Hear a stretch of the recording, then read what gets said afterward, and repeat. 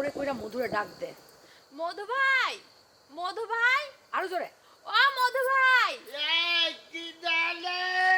এই মধু, মধু ভাই আমরা আসো। আরে আদরিব তুমি হ কেন আমরা তোর বাড়ির এখানে আসতে পারি না? না আসতে পারবে না কিছুর জন্য। আমরা একই এলাকার মানুষ। তুমি আমার বাড়ি আসবে, আমি তোমার বাড়ি যাব। তাই আমারে খবর দিলি আমি তো যেতাম, তুমি আইতোকে কষ্ট করে। তোমার একটু আক্কেলও নাই। বাড়িতে মেহমান আসলে তো একটু চা নাস্তার ব্যবস্থা করতে হয়, তাই না রে? আমার আজকাল যাতে যে ছোটবেলাতে উঠিছে। হ বুঝছি, কিন্তু তোমার আক্কেল কিন্তু হয় নাই। শোনো, তুমি কি জন্য আসছো সেই দেখাও। আমার দাঁত নিয়ে টানাটানি করলো না।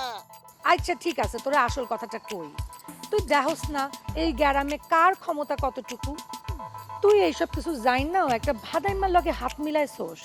ওই ভাদাইমার লগে থাইকা তোর কি লাভ হইব? এই দেখো মোদাল ব্যাপার না দলিবু, এইটা তো ইজ্জতের ব্যাপার। মধু, তোর ইজ্জত কি এত ঠুনকা? না ঝুনকো না, শক্ত বলেই তো আমি কাওয়াল বাল ডালে যোগ দিচ্ছি।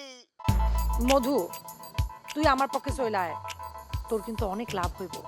ও বুদ্ধি, তুমি টাকা দিয়ে লোক কিনতে দাও। তোমার ভাই দিলা মেলে যে টাকা দিয়ে ভোট কিনে দিল, সেই রকম টাকা দিয়ে তোমার দলে লোক বিরাজি দাও, তাই না? আই মধু, খবরদার সবকিছুর মধ্যে আমার ভারী নিয়ে টানাটানি করবি না। ঠিক আছে, তুমি আমাইলে সব তোমার টানাটানি চলবে না, বুঝছো? এই আদলিবু, তুমি লাগলি তো।